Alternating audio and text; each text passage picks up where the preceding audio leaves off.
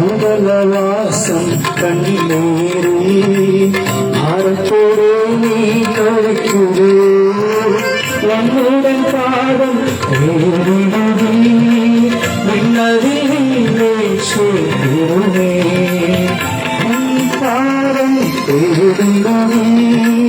വിണ്ണതിലേ ചേരുമേ വരുവി ഈ നല്ല സമയം വൃഥാവാക്കാതെ യേശു വിളിച്ചിടുന്നു.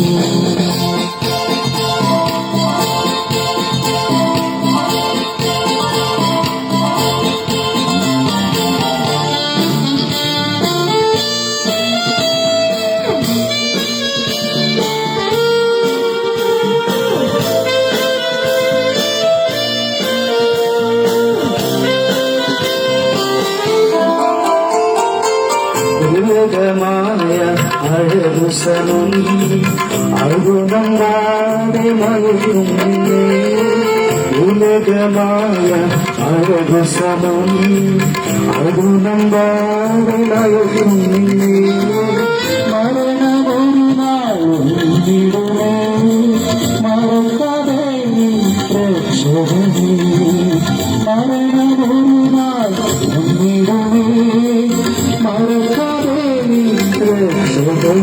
വരുവി ഈ നല്ല സമയം വൃഥാവാക്കാതെ യേശു വിളിച്ചിടുന്നു.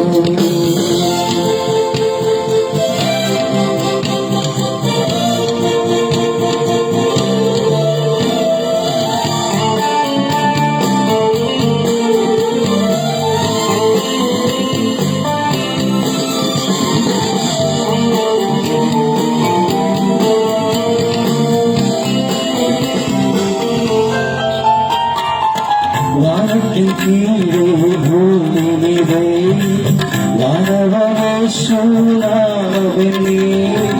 വാനത്തിൽ കീഴേ ഭൂമിയിലേ വാനവനേശ്വരാവനേ രക്ഷിക്കാൻ മാർഗം വേറെയില്ല രക്ഷകനേശു കൺവഴി രക്ഷിക്കാൻ മാർഗം വേറെയില്ല രക്ഷകനേശു കൺവഴി വരുവി ഈ നല്ല സമയം വൃഥാവാക്കാതെ യേശു വിളിച്ചിടുന്നു.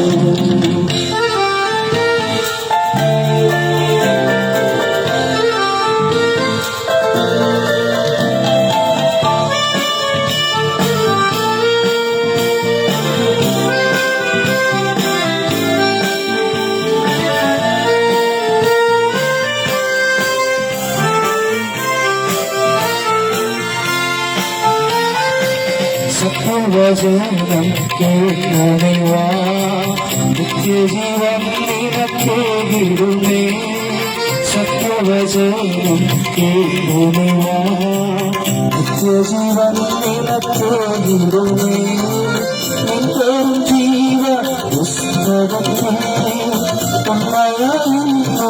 എഴുതിടുമേ നിന്റെ ജീവ പുസ്തകത്തിൽ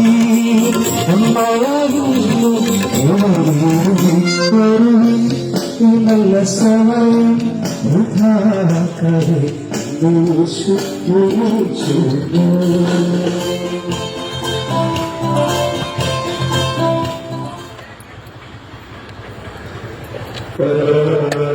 ശ്രദ്ധിച്ചുകൊണ്ടിരിക്കുകയായിരുന്നു. തുടർന്ന് ഒരു മനുഷ്യ ജീവിതത്തിൽ അറിഞ്ഞെടുക്കേണ്ട വളരെ പ്രധാനപ്പെട്ട സന്ദേശങ്ങൾ പങ്കുവയ്ക്കാനായിട്ട് നിങ്ങൾ ആഗ്രഹിക്കുന്നു. എന്താണ് മനുഷ്യൻ അറിഞ്ഞിരിക്കേണ്ടത്? പ്രിയമുള്ളവരെ, നമ്മൾ ഈ ലോകത്തെക്കുറിച്ച് ധാരാളം അറിവ് പ്രാപിച്ചിട്ടുള്ളവരാണ്. ഈ ലോകത്തെക്കുറിച്ച് മാത്രമല്ല കേട്ടോ, നമ്മുടെ അടുത്ത ഗ്രഹങ്ങളെ കുറിച്ച് ഒക്കെ നല്ല അറിവുള്ളവരാണ്. ഇപ്പൊ നമുക്കറിയാം, സുനിത വില്യംസ് എല്ലാം ഇവിടെ ആ സ്പേസിൽ പോയിട്ട് തിരിച്ചു വന്നതുള്ളൂ. അപ്പൊ നമ്മൾ ഒരു കാലഘട്ടത്തിൽ ഭൂമിക്ക് അപ്പുറത്തേക്ക് ചിന്തിച്ചിരുന്നില്ല. മനുഷ്യർ ചന്ദ്രനിൽ കാലുകുത്തി ചൊവ്വായിലേക്ക് മനുഷ്യൻ പ്രയാണം ആരംഭിച്ചു കഴിഞ്ഞു. അങ്ങനെ മനുഷ്യൻ സകലതിനെ കുറിച്ച് അറിഞ്ഞിട്ടുണ്ട്. പക്ഷേ മനുഷ്യൻ അറിയാതെ പോയ ഒരു സത്യമുണ്ട്, മനുഷ്യന്റെ ആത്മാവിന്റെ രക്ഷയെ കുറിച്ച്. മനുഷ്യന്റെ ആത്മാവിന്റെ രക്ഷ എങ്ങനെ ഒരു മനസ്സിനെ കർശമാക്കാൻ കഴിയും? അത് മനുഷ്യത്തിൽ അറിഞ്ഞിരിക്കേണ്ട ഏറ്റവും വിലപ്പെട്ട സന്ദേശമാണ്. അത് നിങ്ങളുമായിട്ട് പങ്കുവയ്ക്കുന്നതിനായിട്ടാണ് ഞാൻ ഇവിടെ നിൽക്കുന്നത്. കൂടുതൽ ആ സന്ദേശം കർത്താവിന്റെ ബഹുമാനായ ES തോമസ് സാറ് നിങ്ങളോട് സംസാരിക്കും. അതിനായിട്ട് സഹായിക്കും. വിവിധ സ്ഥലങ്ങളിലായി ഈ പട്ടണത്തിൽ ഞങ്ങൾ ശ്രദ്ധിക്കുന്ന എല്ലാ ബഹുമാന്യ ശ്രോതാക്കൾക്കും കർത്താവായ യേശുക്രിസ്തുവിന്റെ പരിശുദ്ധമായ നാമത്തിൽ ഞങ്ങൾക്കുള്ള സ്നേഹവന്ദനം പ്രാരംഭമായി അറിയിക്കുന്നു. സാക്ഷര കേരളം, സുന്ദര കേരളം, ദൈവത്തിന്റെ നാട് എന്നൊക്കെ വിളിക്കപ്പെടുന്ന നമ്മുടെ ഈ കൊച്ചു കേരളം ഈ ദിവസങ്ങളിലായി അഭിമുഖീകരിക്കുന്ന ഏറ്റവും ഭയാനകമായ ഒരു വിഷയത്തെ സംബന്ധിച്ച്, ഒരു സാമൂഹിക ഗുരുതരമായ പ്രശ്നത്തെ സംബന്ധിച്ച് ഒരു അവബോധനം നൽകുക എന്നുള്ളതാണ് ഞങ്ങളുടെ ആഗമനത്തിന്റെ പ്രഥമമായ ലക്ഷ്യം.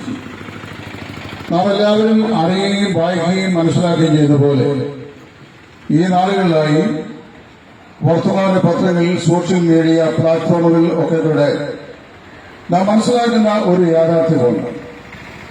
മുൻപ് എന്നതേക്കാൾ അധികം അനേക ഭവനങ്ങളിലും മാതാപിതാക്കൾക്ക് വ്യസനഹേതുവായി, സമൂഹത്തിന് ഭയചകിതമായ വിഷയമായി, സ്കൂളുകളിൽ അധ്യാപകർക്ക് തലവേദന വിഷയമായി മാറ്റപ്പെട്ടുകൊണ്ടിരിക്കുന്ന ഒരു സംഗതിയാണ് നമ്മുടെ യുവതലമുറയുടെ ഭയാനകമായിരിക്കുന്ന ഒരു സാഹചര്യം.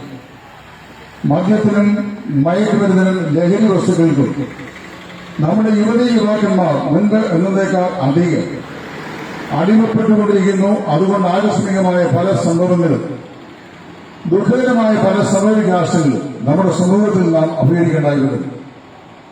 അടുത്ത ദിവസങ്ങളിലാണ് നമ്മൾ വായിച്ചത്, മദ്യലഹരിയിലും മയക്കുമരുന്നിന്റെ ലഹരിയിലും ഒരു കൗമാര പ്രായക്കാരൻ അദ്ദേഹത്തിന്റെ മാതാവിനെ കൊന്നുകളഞ്ഞു. മറ്റൊരു മാതാവ് തന്റെ മകനെ, ഓമനിച്ചു വളർത്തിയ മകനെ ഒരു നിലയിലും വീട്ടിൽ സഹിക്കാൻ കഴിയാത്ത സാഹചര്യം ഉണ്ടായി കഴിഞ്ഞപ്പോൾ ലഹരിക്ക് അടിമപ്പെട്ട മകനെ പിടിച്ച് പോലീസിനെ ഏൽപ്പിച്ചു. അങ്ങനെയെങ്കിലും ഒരു സ്വസ്ഥത ആ വീട്ടിലുണ്ടാകട്ടെ എന്നവർ ആഗ്രഹിച്ചു. ബംഗളയ്ക്കടുത്താണ് തിരുവനന്തപുരം. കഴിഞ്ഞ ഏതാനും ആഴ്ചകൾക്ക് മുമ്പ് ഒരു നല്ല പിതാവ് ബാങ്കിൽ നിന്ന് ലോണെടുത്തും മറ്റ് പല നിലയിലും പണം സ്വരൂപിച്ച് തന്റെ മകനെ ചൈനയിലേക്ക് മെഡിസിൻ വിദ്യാഭ്യാസത്തിന് പറഞ്ഞയച്ചു. അവിടെ ചെന്ന് കൂട്ടുകെട്ടുകളുണ്ടാക്കി മെഡിസിൻ വിദ്യാഭ്യാസം അദ്ദേഹം മുമ്പോട്ട് കൊണ്ടുപോകാതെ ഒഴപ്പിത്തിരിഞ്ഞ് നാട്ടിൽ വന്നു. സ്നേഹനിധിയായ പിതാവ് മകനോട് ചോദിച്ചു, എത്രമാത്രം കഷ്ടപ്പെട്ടും വിയർപ്പ് ഇറക്കി കടബാധ്യത വരുത്തിയും ബാങ്കിൽ നിന്ന് ലോണെടുത്തും മറ്റുമാണ് നിന്നെ ചൈനയിലേക്ക് ഉന്നത വിദ്യാഭ്യാസമായിട്ട് പറഞ്ഞയച്ചത്. എന്ത് കാരണം കൊണ്ടാണ് നീ വിദ്യാഭ്യാസം അഫലമാക്കി മടങ്ങി വന്ന് വീട്ടിലിരിക്കുന്നത് എന്ന് ചോദിച്ചു. ആ മകന് പിതാവിന്റെ ചോദ്യത്തിന് ഉത്തരം പറയാൻ ഇല്ലായിരുന്നു. പക്ഷെ അദ്ദേഹത്തിന് ഇഷ്ടപ്പെട്ടില്ല. കയ്യിൽ കിട്ടിയ മോർച്ചയേറിയ വെട്ടുകത്തിയെടുത്ത് സ്വന്തം പിതാവിന്റെ കഴുത്തിൽ ഓങ്ങി ആ സ്നേഹനിധിയായ പിതാവിനെ വെട്ടി കൊലപ്പെടുത്തി ഈ മകൻ അറസ്റ്റിലായി. നിരവധി സംഭവ വികാസങ്ങൾ നമ്മുടെ ഇടയിൽ ഈ നാളുകളിലായി നാം കണ്ടും കേട്ടുകൊണ്ടിരിക്കുകയാണ്. പത്രങ്ങൾ എടുത്തു കഴിഞ്ഞാൽ വെട്ടിക്കൊല, കുത്തിക്കൊല തുടങ്ങി ആകസ്മികമായ ദുഃഖകരമായ സംഭവ വികാസങ്ങളാണ് എവിടെയും നമുക്ക് കാണുവാൻ സാധിക്കുന്നത്. എന്താണ് ഇതിന്റെയൊക്കെ അടിസ്ഥാനപരമായ കാരണം? ഈ അസന്തുലിതാവസ്ഥയുടെ അടിസ്ഥാന കാരണം എന്താണ്? സാമൂഹ്യ പരിഷ്കർത്താക്കളായ ആളുകൾ, അതുപോലെ കൗൺസിലിംഗ് സെന്ററിൽപ്പെട്ട ആളുകൾ, വിദ്യാഭ്യാസ വിചക്ഷണന്മാരായ മഹാന്മാര്, മനഃശാസ്ത്ര വിദഗ്ധന്മാര്, സാംസ്കാരിക ആചാര്യന്മാര്, ഇവരെല്ലാം നമ്മുടെ യുവതലമുറയ്ക്ക് ആവശ്യമായ ബോധവൽക്കരണം വിവിധ നിലകളിൽ നൽകിക്കൊണ്ടിരിക്കുകയാണ്. അത് ഇന്നലെയും ഇന്നും തുടങ്ങിയതല്ല. കഴിഞ്ഞ കാലങ്ങളിലൊക്കെ അനേക നാളുകളായി ഈ തലമുറകളെ നന്നായ നിലയിൽ വാർത്തെടുക്കാൻ അവരാൽ ഭഗീരഥ പ്രയത്നം അവർ ചെയ്തുകൊണ്ടിരിക്കുന്നു. എന്നിട്ടും നമ്മുടെ സമൂഹം, യുവതലമുറ എന്തുകൊണ്ട് അധപ്പതിച്ചു പോകുന്നു? എന്താണ് ഇതിന്റെ അടിസ്ഥാനപരമായ കാരണം? ഇതിന്റെ അടിസ്ഥാനപരമായ കാരണത്തെക്കുറിച്ച് ശരിയായ അന്വേഷണം ചെയ്തു കഴിഞ്ഞാൽ മനുഷ്യന്റെ പ്രശ്നം നിരവധിയാണ്.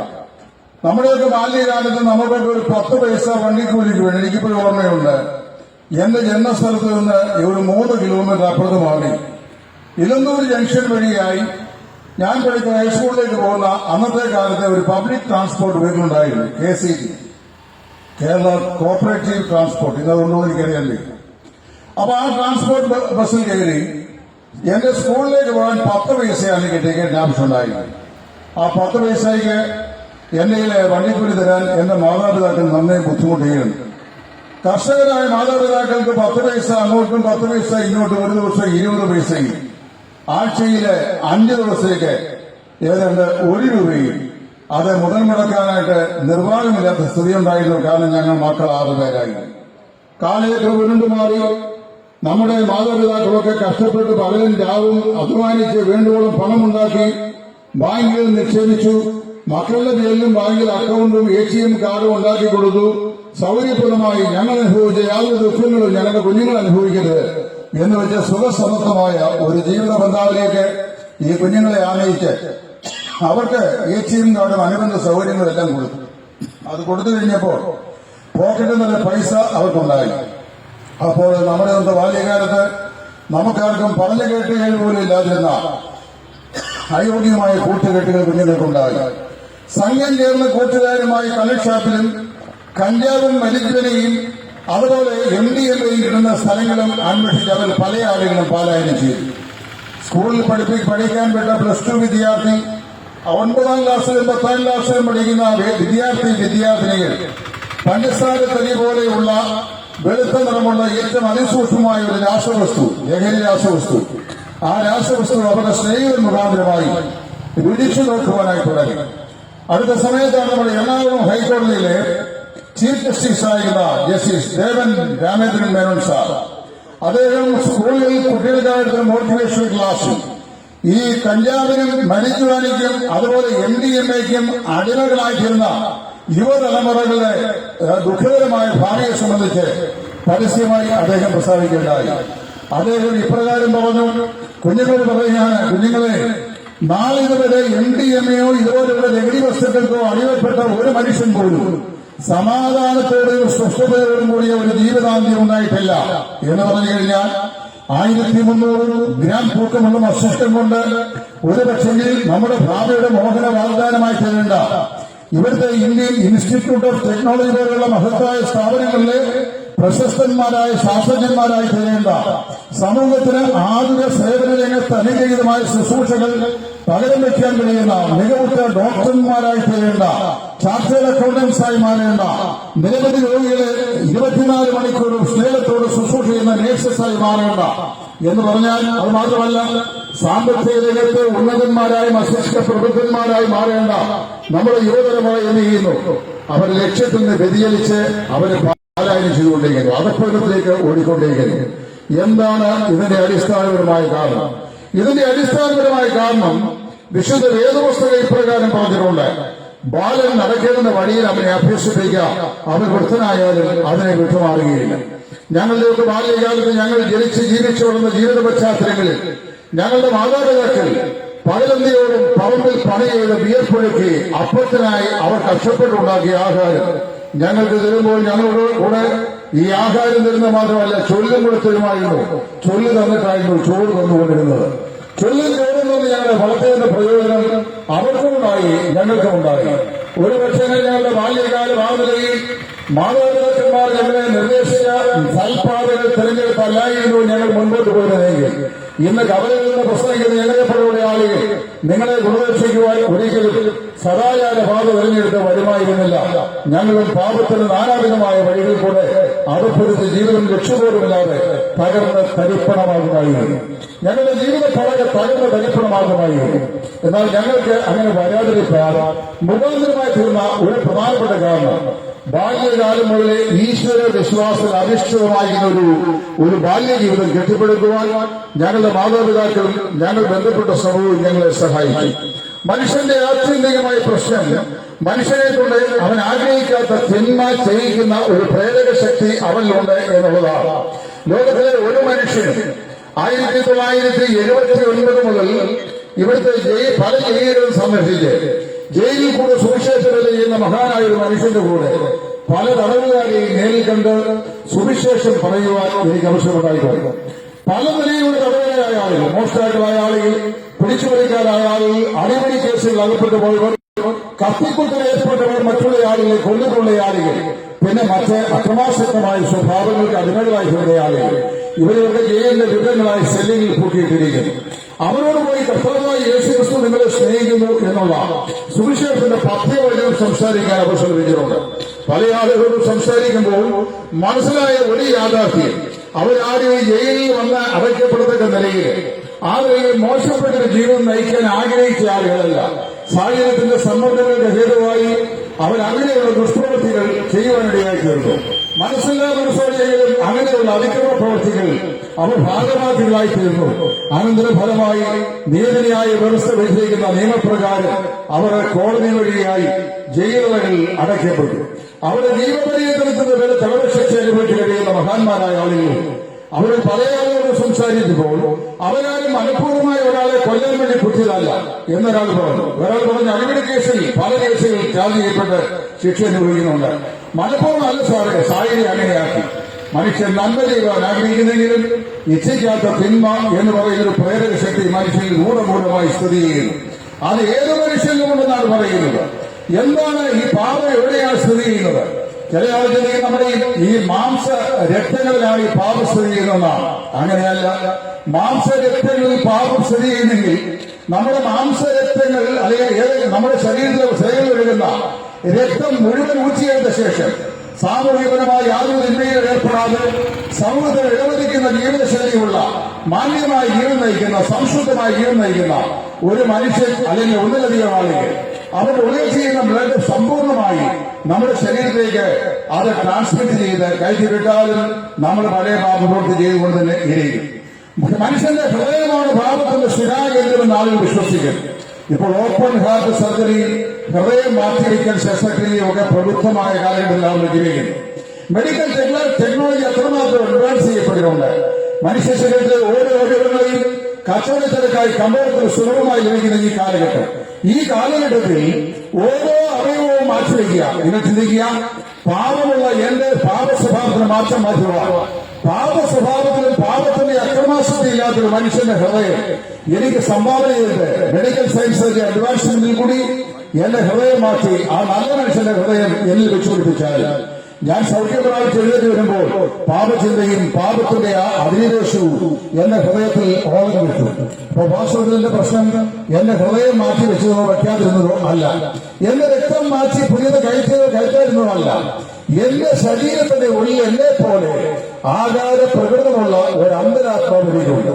അങ്ങനെ ഒരു അന്തരാത്മാവിനെ എല്ലാ മനുഷ്യരും ദൈവം സൃഷ്ടിച്ചിട്ടുണ്ടെന്നാണ് ദൈവത്തിന്റെ വചനമായി വിശുദ്ധമായി പറയുന്നത്.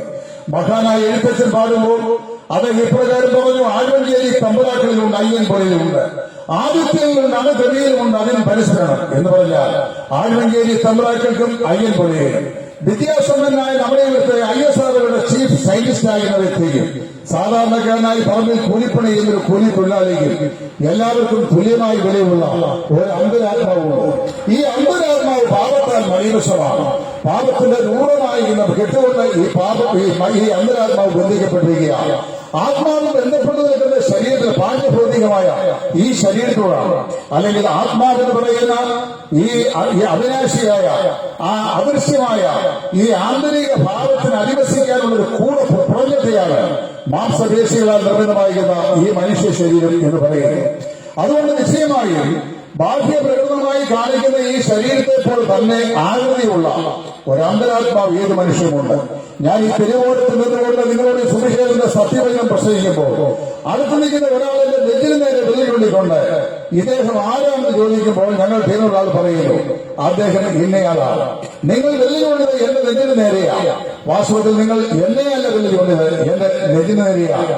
എന്റെ നെറ്റിക്ക് നേരെയോ എന്റെ കണ്ണിന് നേരെയോ എന്റെ മൂക്കിന് നേരെയോ ശരീരത്തിലെ ഏത് അവയവങ്ങളുടെ നേരെയോ നിങ്ങൾ വെല്ലുകൊണ്ടിയാൽ അതൊന്നും ഞാനല്ല. ഞാനെന്ന് പറയുന്ന വ്യക്തിത്വത്തിന്റെ ഭാഗ്യ ദൃശ്യങ്ങളാകുന്ന എന്റെ ശരീരത്തിലെ ഓരോ അവയവങ്ങളാണ്. പിന്നെ എവിടെയാണ് ഞാൻ?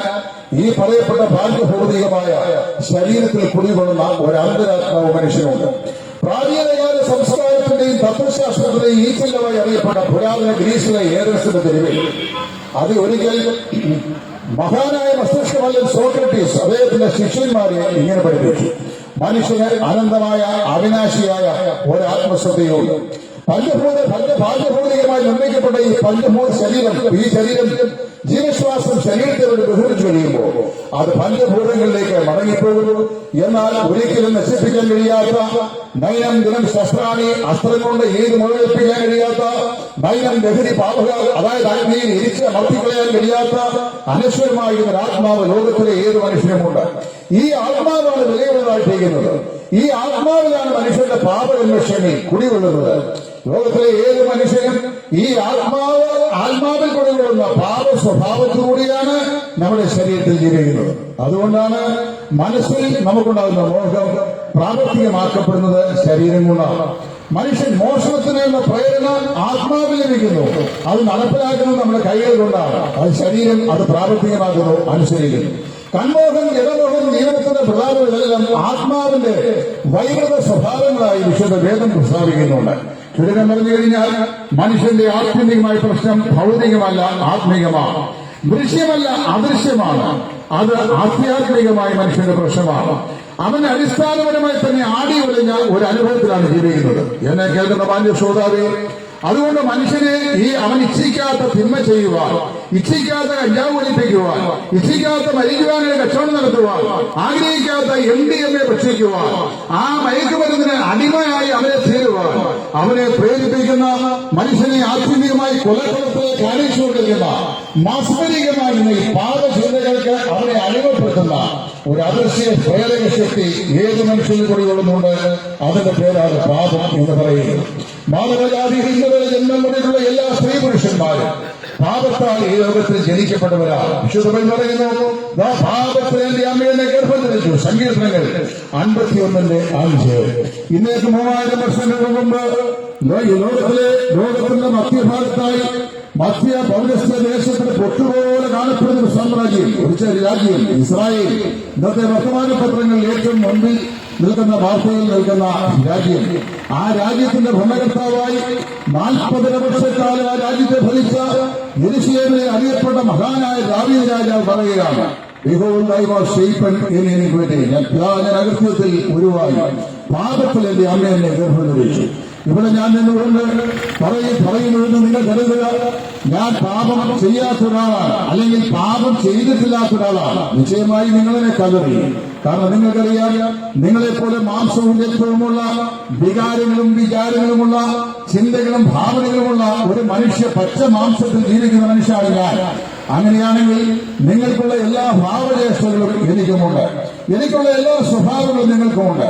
അങ്ങനെയാണെങ്കിൽ ഞാൻ പാപം എന്ന് പറയുന്ന യാഥാർത്ഥ്യം ഒഴിവുള്ളയാളല്ല, ലോകത്തിലെ ഒരു മനുഷ്യനും അതിൽ ഒഴിവുള്ളയാളല്ല. നിങ്ങൾക്കറിയാമല്ലോ, ആൽബർട്ട് ഐൻസ്റ്റീൻ എന്ന് പറയുന്ന പ്രശസ്തനായ മസ്തിഷ്ക ആചാര്യനായിരുന്നു.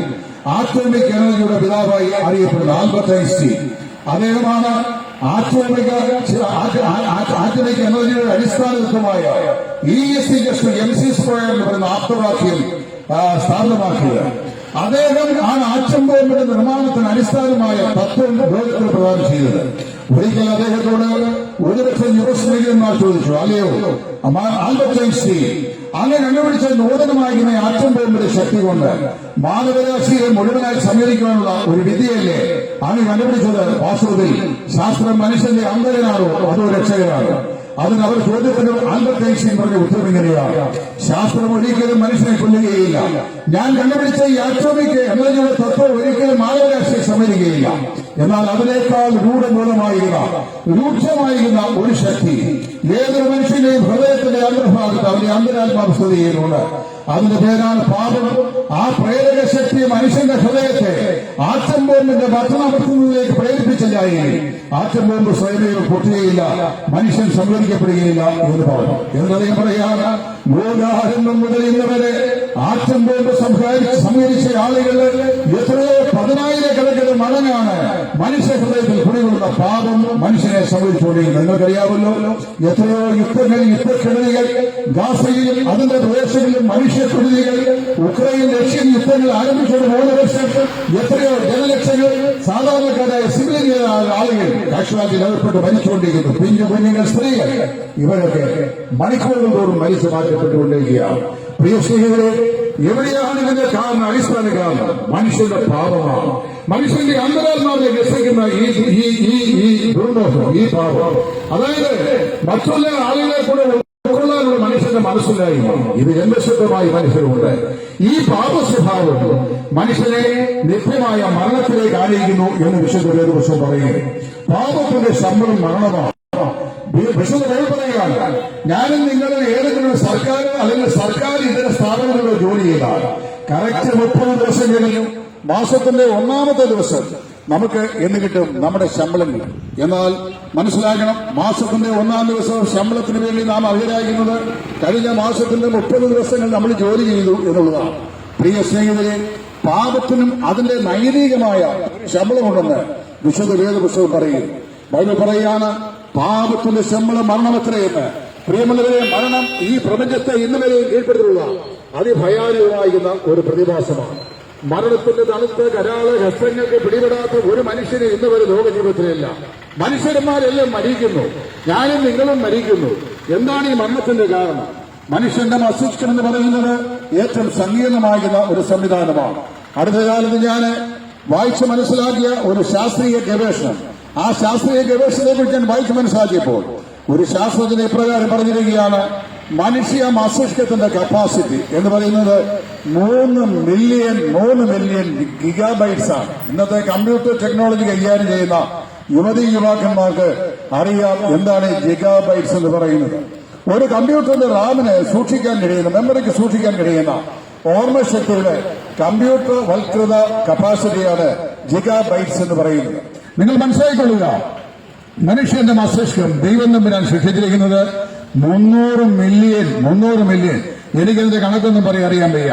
എന്നിട്ട് അദ്ദേഹം പറയുന്നു, 80-90 വയസ്സ് വരെ ജീവിച്ചിരിക്കുന്ന ഒരു മനുഷ്യൻ, അവന്റെ ആയുസ് മുഴുവൻ അവൻ അമ്മയുടെ ഗർഭത്തിൽ ജന്മം കൊണ്ടത് നിമിഷം മുതൽ, അവന്റെ തലച്ചോറ് രൂപീകൃതമായ നിമിഷം മുതൽ മരണത്താൽ ഈ ഭൂമിയെ വിട്ട് അന്ത്യശ്വാസം വിട പറഞ്ഞ് വേർപെടുന്ന നിമിഷം വരെ അവൻ കാണുന്നതും കേൾക്കുന്നതും ചിന്തിക്കുന്നതും നിരൂപിക്കുന്നതുമായ സകല ഇൻഫോർമേഷനും അവന്റെ ഈ മസ്തിഷ്കത്തിൽ സ്റ്റോർ ചെയ്താലും പിന്നെയും മനുഷ്യായുസ് നീട്ടിക്കിട്ടിയാൽ ആ നീട്ടിക്കിട്ടപ്പെട്ട കാലയളവിലുള്ള സകല ഇൻഫോർമേഷനും സ്റ്റോർ ചെയ്യാൻ കഴിയുന്ന കപ്പാസിറ്റിയോടെയാണ് ഈശ്വരൻ മനുഷ്യനെ സൃഷ്ടിച്ചതെന്ന്. 1300 ഗ്രാം തൂക്കമാണ് മനുഷ്യ മസ്തിഷ്കത്തിന്റെ വലിപ്പം എന്ന് പറയുന്നത്. അതിൽ ഏറ്റവും വലിയ മസ്തിഷ്കം ഉണ്ടായിരുന്ന 1-2 ആളുകളെ കുറിച്ച് ഞാൻ ചരിത്രത്തിൽ വായിച്ചിട്ടുണ്ട്. അതിലൊരാളാണ് ഐൻസ്റ്റീൻ എന്ന് പറയുന്നയാള്. രണ്ടാമത്തെ ആളായിരുന്നു കമ്മ്യൂണിസ്റ്റ് പാർട്ടിയുടെ ചൈനയിലെ പ്രശസ്ത നേതാവായിരുന്ന ലെനിൻ. പ്രിയമുള്ളവരെ, എത്രയോ ആളുകൾ ആ മനുഷ്യ മസ്തിഷ്കത്തിന്റെ ശരാശരി 2% മുതൽ 3% വരെ ഒരു ശരാശരി മനുഷ്യായുസിൽ ഉപയോഗിക്കുന്നുള്ളൂ. ബാക്കി 97% ഉപയോഗിക്കുന്നില്ല എന്നാണ് പറയുന്നത്. ഈ 1300 ഗ്രാം തൂക്കമുള്ള മസ്തിഷ്കം കൊണ്ട് കഴിഞ്ഞ കാലങ്ങളിൽ ശാസ്ത്രകുതുകിയായ മനുഷ്യൻ കണ്ടെത്താത്ത നേട്ടങ്ങളില്ല, എത്തിപ്പിടിക്കാത്ത നേട്ടങ്ങളില്ല. ശാസ്ത്രത്തിന്റെ 4 വിരൽത്തുമ്പിൽ മനുഷ്യൻ സകലത്തെ ഉൾക്കരിക്കുക. ഇന്ന് നാം ജീവിക്കുന്ന ഇൻഫോർമേഷൻ അറ്റ് ഫിംഗർ ടിപ്സ്, അതായത് വിരലിന്റെ തുമ്പിൽ നമുക്ക് കാര്യങ്ങളെ അറിയാൻ കഴിയുന്ന സംവിധാനത്തിലേക്ക് നാം വന്നിരിക്കുകയാണ്. വിദൂര രാജ്യങ്ങളിൽ നടക്കുന്ന സംഭവ വികാസങ്ങളെ ഒക്കെ നമ്മുടെ ഗൂഗിൾ കൂടിയൊക്കെ ഒരൊറ്റ പ്രസിംഗിൽ നമ്മുടെ വീട്ടിൽ നമ്മുടെ കമ്പ്യൂട്ടറിന്റെ സ്ക്രീനിൽ തെളിയും. അത്രയധികം സാങ്കേതികമായി നമ്മുടെ ലോകം വികാസം പ്രാപിച്ചു കഴിഞ്ഞിരിക്കുകയാണ്. മസ്തിഷ്കം മറിച്ചിട്ട് ശസ്ത്രക്രിയ ചെയ്യുവാൻ, ശിശുവിന് ജന്മം കൊടുക്കുവാൻ, അപ്പോളോ 11 ബഹിരാകാശ ഗ്രഹത്തിൽ കയറി ചന്ദ്രനിലേക്ക് യാത്ര ചെയ്യുവാൻ, ചൊവ്വയിലേക്ക് ഉപഗ്രഹങ്ങളെ അയക്കുവാൻ, വ്യാഴത്തിന്റെ ഉപരിതലത്തിലെ മണ്ണിനെ സംബന്ധിച്ചും അതിന്റെ ഘടനകളെ സംബന്ധിച്ചും അവിടുത്തെ ധാതു മൂല്യങ്ങളെ സംബന്ധിച്ചും സൂക്ഷ്മമായി അവലോകനം ചെയ്യുവാൻ. എന്തിന് ഞാൻ പറയുന്നു, മനുഷ്യ ശരീരത്തിന്റെ സൃഷ്ടി രഹസ്യം ദൈവം സൂക്ഷിച്ചു വെച്ചിരിക്കുന്ന സൃഷ്ടിയുടെ രഹസ്യത്തിന്റെ ചെപ്പാകുന്ന ജനിതക സാങ്കേതിക വിദ്യ വരെ അതിസൂക്ഷ്മമായി വിശകലനം ചെയ്ത് പഠിക്കുവാൻ 1300 ഗ്രാം തൂക്കമുള്ള മസ്തിഷ്കത്തിന്റെ ഉടമസ്ഥനായ ഈ മനുഷ്യന് സാധിച്ചിട്ടുണ്ട്. എന്നാൽ ഈ മനുഷ്യൻ ഇന്നുവരെ പിടികൊടുക്കാത്ത ഒരേ ഒരു മാസ്മരികമായ സത്യം ഈ പ്രപഞ്ചസീമയിൽ ഒളിച്ചിരിപ്പുണ്ടെങ്കിൽ അതിന്റെ പേരാണ് മരണം. എന്തുകൊണ്ട് മനുഷ്യൻ മരിക്കുന്നു? ശാസ്ത്രത്തോട് ചോദിക്കൂ, ശാസ്ത്രം പറയും പ്രകൃതിയുടെ വികൃതിയാണ്. ജനനമുള്ള എല്ലാത്തിനും മരണമുണ്ട്, അവസാനമുണ്ട്. ജനിച്ചോ മരിക്കണം. ആരംഭമുള്ള എല്ലാത്തിനും അവസാനമുണ്ട്. ജനനം മരണം ഇത് രണ്ടും പ്രകൃതിയുടെ വികൃതിയാണ്. അപ്പം നിങ്ങൾ മതങ്ങളോട് ചോദിക്കൂ, അല്ലയോ മതങ്ങളെ, എന്തുകൊണ്ടാണ് മനുഷ്യൻ മരിക്കുന്നത്? മതങ്ങളല്ല ഈ ചോദ്യത്തിന് മുമ്പാകെ മൗനം പാലിക്കും. എന്നാൽ ഈ ചോദ്യത്തിന് ഉത്തരം നൽകുന്ന ഒരേ ഒരു ഗ്രന്ഥം ഞങ്ങൾ പ്രസംഗിക്കുന്ന വിശുദ്ധ ബൈബിൾ പറയുന്നു, പാപത്തിന്റെ ശമ്പളം മരണമത്രേ. വിശുദ്ധ ബൈബിളിലെ എബ്രായ ലേഖനം അതിന്റെ 9-ാം അധ്യായം 27-ാം വാക്യത്തിൽ 2000 വർഷങ്ങൾക്ക് മുമ്പ് പ്രാചീന തർസോസിലെ പട്ടണത്തിൽ നിന്നുകൊണ്ട് മസ്തിഷ്കമലനായ അപ്പോസ്തലനായ പൗലോസ് പ്രകാരം വിളിച്ചു പറഞ്ഞു, ഒരിക്കൽ മരിക്കുകയും പിന്നെ ന്യായവിധിയും ദൈവം മനുഷ്യർക്കായി നിയമിച്ചിരിക്കുന്നു. പാപത്തിന്റെ പരിഹാരം വരുത്താത്തിടത്തോളം കാലം മനുഷ്യൻ പാപത്തിൽ ജീവിച്ച് പാപത്തിൽ മരിക്കും. പാപത്തിൽ മരിച്ചാൽ മനുഷ്യന്റെ ആത്മാവ് നിത്യമായ നരകാഗ്നിയിലേക്ക് പോകും. ഒരു ചരിത്ര സംഭവം കൂടെ, ഒരു കഥ കൂടി ഓർപ്പിച്ചുകൊണ്ട് ഞാൻ എന്റെ വാക്കിൽ വിരാമം കുറിപ്പാൻ ആഗ്രഹിക്കുകയാണ്. 1893 അമേരിക്കയിലെ ചിക്കാഗോയിൽ അതിപ്രശസ്തമായിരുന്ന ഒരു സർവമത സമ്മേളനം അരങ്ങേറുകയുണ്ടായി. ചരിത്രത്തിലെ ആളുകളിലെ സ്ഥാനം പിടിച്ച ഈ അതിശക്തമാകുന്ന സർവമത സമ്മേളനത്തിന്റെ വിശദീകരണം മുഴുവൻ നമുക്ക് ഗൂഗിളിൽ മറ്റും തപ്പിയാൽ സമൃദ്ധിയായി കിട്ടും. നിങ്ങൾ നിങ്ങളുടെ വീട്ടിൽ പോയി കമ്പ്യൂട്ടർ ഓൺ ചെയ്ത് ഗൂഗിളിന്റെ സൈറ്റ് എടുത്ത ശേഷം 1893 അമേരിക്കയിലെ ചിക്കാഗോയിലെ സർവമത സമ്മേളനം എന്നടിച്ചു കൊടുത്താൽ മതി. ആ സർവമത സമ്മേളനത്തിൽ ലോകത്തിലെ 243 രാജ്യങ്ങളിലെ മത നേതാക്കന്മാരായ ആളുകളും ഒന്നിച്ചുകൂടിയിരുന്നു. ഇന്ത്യയിൽ നിന്നും ഈ ഹൈന്ദവ മതത്തിന് വേണ്ടി സംസാരിക്കുവാൻ നിയോഗിതനായ വ്യക്തി ബഹുമാനപ്പെട്ട സ്വാമി വിവേകാനന്ദനായിരുന്നു. അദ്ദേഹത്തിന് നൽകപ്പെട്ട സമയത്തിന്റെ പരിധിയിൽ നിന്നുകൊണ്ട് ഭാഷാ സ്വാധീനതയുടെ ഉത്തുംഗതയിൽ നിന്ന് അദ്ദേഹം സംസ്കൃത പണ്ഡിതനും ആംഗലേയ ഭാഷാ പണ്ഡിതനുമായ സ്വാമി വിവേകാനന്ദൻ അദ്ദേഹത്തിന്റെ തനി യൗവനത്തിൽ അദ്ദേഹത്തിന്റെ സിരയിലൂടെ രക്തത്തിന്റെ ചൂടിൽ അദ്ദേഹം നിന്നുകൊണ്ട് ആർഷിക ഭാഗത്തിലെ ഹൈന്ദവ മതത്തിന്റെ ശ്രേഷ്ഠതയെ സംബന്ധിച്ച് വാചാലമായി അദ്ദേഹം സംസാരിക്കും. ആ നാനാത്വത്തിൽ ഏകത്വത്തിൽ നാനാത്വമുള്ള ഈ മഹാസാംസ്കാരികത ഉൾക്കൊള്ളുന്ന ഹൈന്ദവ സംസ്കാരത്തിന്റെ ഉത്തുംഗതയെ സംബന്ധിച്ച് മഹാനായ ഈ മാന്യദേഹം സംസാരിക്കുമ്പോൾ, വിവേകാനന്ദൻ സംസാരിക്കുമ്പോൾ സർവമത സമ്മേളന സദസ്സ് മുഴുവൻ ശാന്തമായി. പ്രശാന്തമായ അന്തരീക്ഷത്തിൽ അദ്ദേഹം തന്റെ വാഗ്ദോഹങ്ങൾ കൊണ്ട് പ്രസംഗത്തിൽ മുന്നേറി. സകല ആളുകളുടെയും കണ്ണുകൾ സ്വാമി വിവേകാനന്ദ മുഖത്തേക്കായി.